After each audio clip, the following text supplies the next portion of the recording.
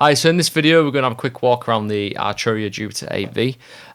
Some of you might be really familiar with this plugin, others maybe not so much. Usually when you bring up a new plugin, it's kind of a bit daunting when you first look at it because fins are in different places. It might have different descriptions to what you're used to with other synths. And maybe you'll find this video quite useful to just kind of like, it's a really quick fire way of me to take you around the synth and show you where everything is and how to modulate and certain fins on the synth. For instance, how to work out how to send the LFO to the filter and things like that. I remember when I first opened this up, I was a little bit the same. I was like used to working with certain hardware synths and certain VSTs, and this older style version of the way it's laid out was slightly confusing at first, but then I quickly realised it's actually really easy. Everything's just on the front panel pretty much, apart from we've got some extra stuff in the back here. But yeah, all the basic stuff is really easy to get to. There's some quite cool features on it actually, which I've not seen on other synths. So we've got like keyboard split mode, which I'll talk about first actually. So we won't go into it too much, but you can split the keyboard up so you can have two patches across the synth, and you can use this balance knob to change the volume between each of them. So that brings me on to the first section. We've got the volume knob for the synth. We've got the arpeggiator settings, so you can change the rate here, and you can set this to internal clock or external, which will be synced to your project in Audiotent or Logic or whatever you're using. Next we move on to the LFO. So this is the LFO section. You can change the rate here, and you can also change the delay time, which is quite cool, which I've noticed on a couple of other synths, like the new Novation Peak has got that, where you can turn up the fade time, so the LFO doesn't come in straight away, it waits a little bit. It's like an attack, it waits a little bit, then it comes in, which is really nice to do on like quite sustained patches. And next to that, you can change the rate. So we've got sine, saw, square, and noise, which is good for random waveforms. And next to that, you've got the VCO modulator, which is voltage controlled oscillator modulator. So with this you can use the LFO, for instance, or the envelope 1, which is over the right side, to modulate VCO1 or VCO2, which can be selected with this little knob here. So if you leave it in the middle, it affects both of them. If you go to 2, it affects 2. If you go to 1, it affects 1. And so what that does, if I switch this up, so we've got a really boring patch at the minute, I've just put it on default, and if we bring up this LFO, change the pitch and envelope. So yep, you can modulate the pitch of the oscillators with that. Pulse width modulation is really nice, so if we go to VCO1 and change it to pulse or rectangle, you can then change the pulse width of the square or the rectangle, and again you can modulate this with an LFO, or you can modulate it with the envelope, so it'll move the slider up with the envelope setting. It's quite useful. It's quite nice to just have it in manual actually and just kind of find a sweet spot. This one I really love this. So you can modulate VCO1 with VCO2, like frequency modulation. Get some really cool sounds out of this when you change the waveforms and the range.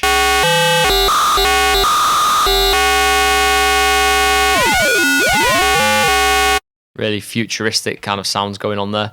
And you'll notice with some of the Audiotent patches, some of the ones that I found, the guys that made the patches utilize this quite often. And what they'll do is you use VCO2 as the main oscillator, and then you bleed in some of that VCO1 to give it just like a little bit of an edge, which sounds quite cool.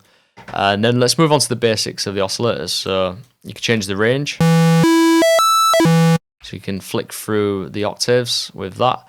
And the waveforms, we've got triangle, we've got sawtooth, pulse, or square, rectangle, and then we've got square. So you can click through them.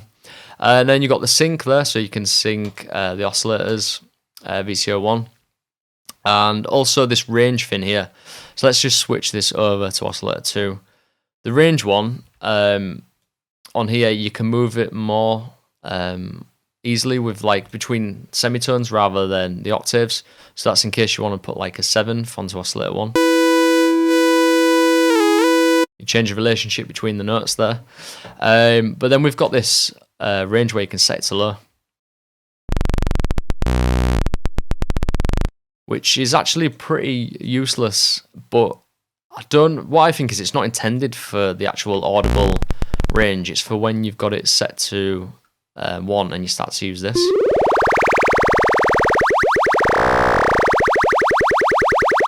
So you can go into like lower ranges with that, with the frequency modulation there. So yeah, I don't think it's really used for audible stuff unless you want it to. You could use it, you know, it's quite cool. But I think it's mainly for that. So let's put it back on normal. Set that to there. Put it on 7ths actually. And then next we've got this fine tune here. Actually, let me bring that back down because then we can show you this. So you can detune the oscillator, second oscillator from the first one.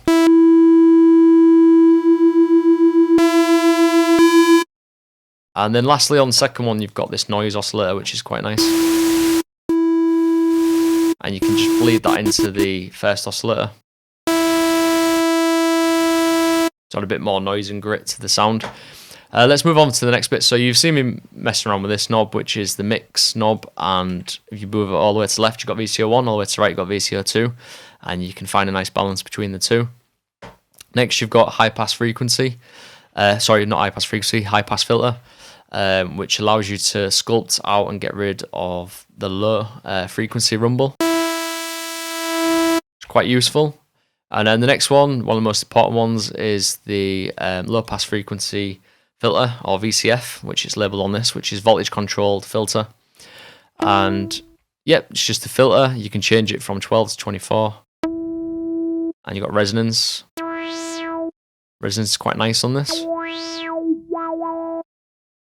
And also you've got this modulator in here, which is linked to envelope 2. So one of the weird things about this synth is that envelope 1 and envelope 2 are the wrong way around, for me anyway, because I'm used to seeing envelope 1 as the VCA envelope and envelope 2 as the filter envelope. So yeah, they're mixed around a different way, but you can change it on here. So yeah, let's get this set up. So on here we've got this the modulator for the cutoff, and then at the minute it's set to envelope 1. So envelope 1, and then you can actually switch it to envelope 2. And why I find that useful is because sometimes I like to have the same envelope settings for both the amplitude and also the filter. And it's a really quick way of doing it instead of trying to copy it over. So what I'll do is I'll go to envelope 2. Now envelope 2 is affecting the amplitude and the filter at the same time. So it's just, for me, it's a really quick way of doing it instead of trying to copy it over. Let's have a look at the next one. So what else have we got? So we've got this LFO modulation here.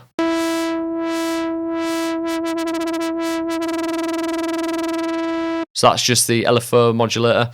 And actually this brings on me to this bit. So what I was saying before is, like, at first it's a little bit daunting, even though it's quite a simple synth.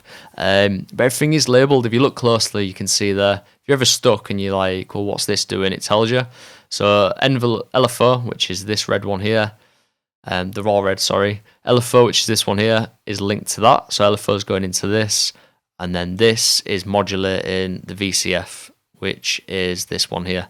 So it's quite simple when you look at it quite. When you really look at it and you just kind of follow the arrows and everything, you can kind of work out what everything does if you ever get stuck. So that's doing that, and then we've got keyboard follow, which is on most synths, which means that when you go up the keyboard, the cutoff follows the notes. So if you're playing a high note but you've got the cutoff really low for a bass tone, the high note's not going to come through as much. Whereas if you've got the keyboard follow up, as you go scale up the notes, it moves the filter up as well. So then it allows the top notes to come through more, which is really useful to use. And then next we've got VCA, which is, this one's just volume. So as you can see there, envelope 2 is affecting that. And you can also modulate this. So yeah, that's modulatable as well, like a tremolo effect. And that's pretty much the front panel. on this bit, you can invert the polarity of the envelopes, and also you've got keyboard there as well, keyboard follow there as well. And next, so yeah, sorry, actually, keyboard follow, what I read up about that was that as you go up the notes, it can shorten like the decay, for instance. So it changes the decay and the release, I think, as well. I think it's just decay. Change the decay as you go up the keyboards. Correct me if I'm wrong. Leave us a comment in the comments below. And next we've got this bottom left part here. We've got the master tune. So you can change the master tuning of the whole keyboard if you're working in a different tuning for your project. And then you've got detuning of the notes as well. So this doesn't work unless you click on, I think, unison.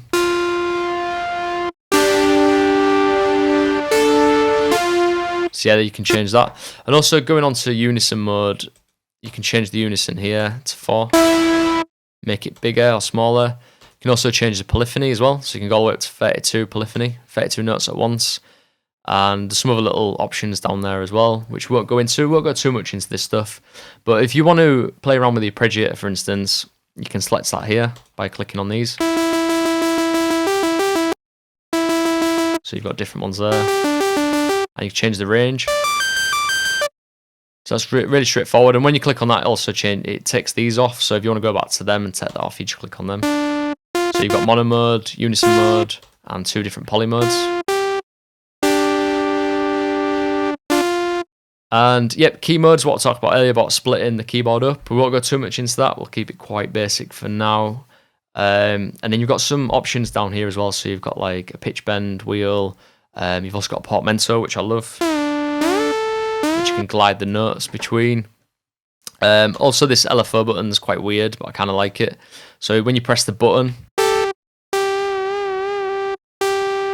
it turns on this like LFO modulation, which you can assign to different fins. But when you press it, you can delay it as well, so it comes in at a later time. And again, this little pitch bend wheel down here, you can turn it into a mod wheel instead by selecting these different fins, and they're the parameters to increase how much depth you want to add to these different options. But we won't go into that too much. You can play around with that and find out what each one does just by listening to it. And lastly, we're going to go into the back end of the synth, which we've got 4 options here. So you've got the Galaxy, you've got a sequencer, keyboard, and effects sections as well, which Arturia have kind of stuck onto the synth as an extra, which is very, very useful, I think, because obviously with this LFO, you've not really got much. There's not much you can do with it, to be honest. Like on most modern synths, you've got more LFO options. Like sometimes you have 2 to 4 LFOs, and that just gives you more capabilities to kind of shape the sound and the rhythm of the LFO basically. And sometimes you might want different LFOs for different modulations, whereas this one, we're modulating all these different settings with one LFO. So it just gives you more options really. So let's have a look at this and see what we can modulate. So if you click on these, you can assign these different settings here. So we've got the VCOs, and then you've got pulse width, cutoff, and resonance, and VCA. And you've got 3 options for each of the axes. So you can see we've got this axis going right and axis going down. And let's just go ahead and do some of these. So let's do VCF cutoff. And you can turn it up using that. So you can see that moving now. And then we can go in and start to change these. So you've got LFO 1 and LFO 2. LFO 1's there, LFO 2 there, and the different axes. And let's go ahead and change this to a saw. So one axis is a saw now, the other one's a sine, and you can change the rate.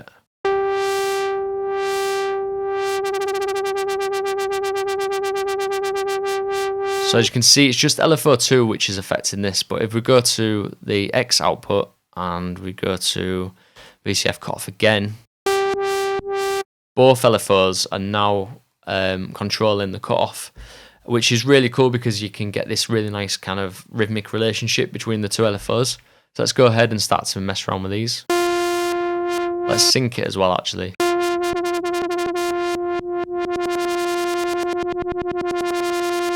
So you can see it moving there. And then you can go a step further as well, which is a bit nuts. So you've got this axe rotation. As I press that, it rotates the axes. And again, you can change the waveform of that.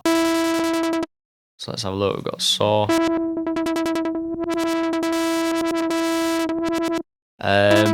Let's go for some slower settings on these. So you see there, we've got like a nice little rhythm going there.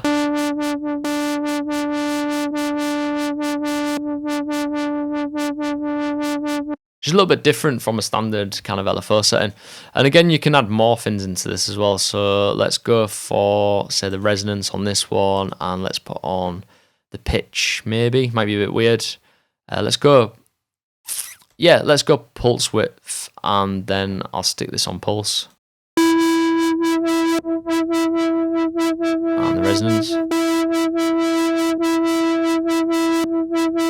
And again, you can go in and change the depth amount of them as well. So you can bring like that cutoff right down.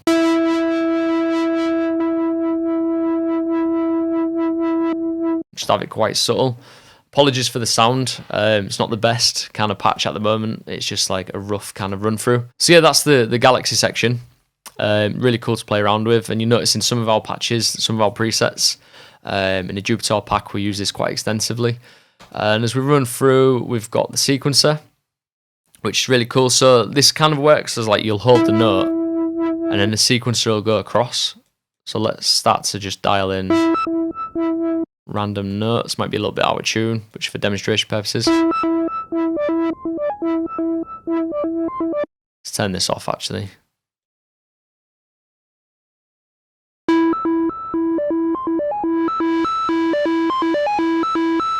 So you can kind of modulate the pitch of the oscillators using this, and you've got different step lengths there.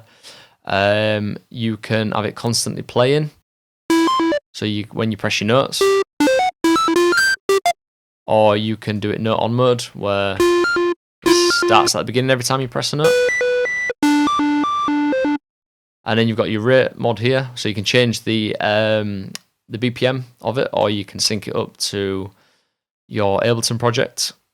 And then you've got step length, so you can sequence of time quantize, sorry. So you can speed it up, or you can slow it down. And then similar to like an arpeggiator, you've got like different ones like triplets. So you can put triplets in there. And you can also change the mode, so you can have it going backwards, or you can do back and forth. Or a really cool one is random. So you can do some kind of random note stuff in there. And then you've also got glide, which glide between the notes, and you've also got swing as well to add some swing onto the sequence.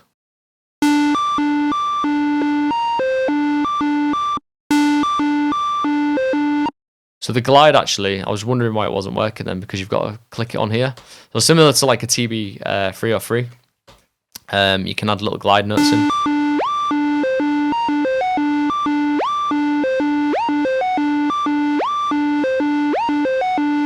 And also you've got the accents as well.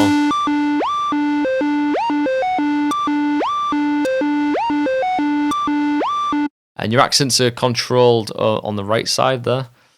So you can control the accents here, how much level you want to put in there. So in this section here, you've got some like editor options which you can use. So you've got the pen tool to draw stuff in. You've got the eraser tool. And you can also click this and it'll randomize it as well. So if you're looking for a bit of inspiration and you just want to randomly bring some up, a little bit hit and miss there. Yeah, so you can do that. And then the outputs here, you can select the destination for this sequencer, which is a really good part of it. So let's go ahead and do this. Let's put that to none.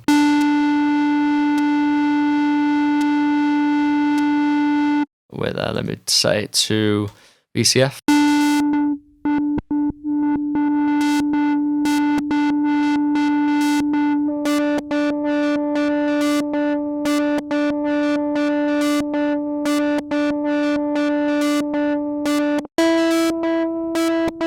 So you can get some really cool patterns with that, playing around with that. So the sequence is like really cool part of it, I think. You can go quite deep into that. Combined with the Galaxy as well, these two are really effective when used together to come up with really creative patterns and rhythmical things as well. Next, we've got the keyboard section. So that's if you want to add modulations to velocity and aftertouch. So again, we've got similar destinations here. And what you can do there is you can affect like the cutoff with velocity notes, whether you're playing it or whether you're drawing it in with MIDI. And so that's that section. You can also change the different kind of reaction as well of how that's going to come in when you hit the note.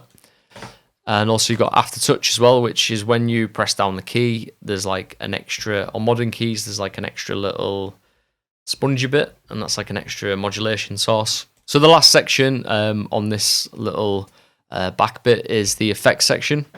These effects can be put in series, and you can put them in different places as well. So like you can stick them in between the filter and the VCA, or between the VCO and the filter.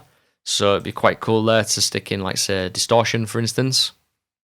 And then maybe the filter, you want to add like a chorus and a flanger. And within each of these settings, you can go in and change the dry wet, and you can also change some of the parameters on there as well. Let's go ahead and just set these up.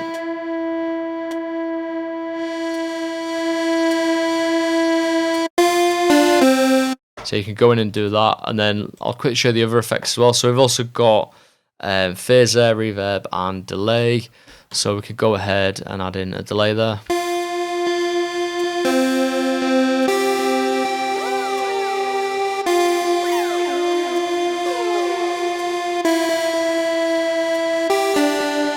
It kind of acts like tape delay in a way. So if you start moving the time around, you can get that kind of tape delay effect.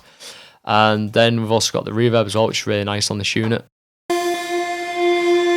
Quite a lush reverb. Quite basic with the settings, but it gets you where you need to be, you know, for your sound design.